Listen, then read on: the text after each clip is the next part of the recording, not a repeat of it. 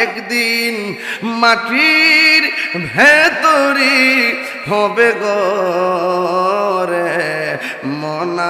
আমার কেন বন্ধ দালানে ঘর রে মন আমার কেন বন্ধ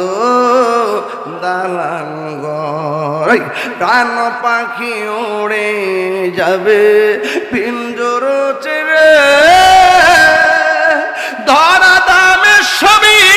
রবে তুমি যাবে চলে ঠিক না বন্ধু বান্ধব যত মাতা পিতা তার শত হয়ে যাবে সবই তোমার রে মন আমার কেন বন্ধ দালান ঘর রে মন আমার কেন বন্ধ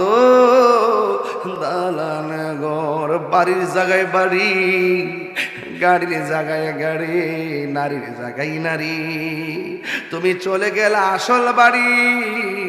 জবানটা খুলে বলো সেই বাড়ির নাম কি আর আওয়াজ করে কি ওই কবরে যারা গেছে তারা কি ফিরে আইছে এবার লোকটা মারা গেছে কবর করতে গেল আমার দেশের পোলাপান এখনো কবর মাইয়ের কেমনে গোসল দিব এটাও জানে না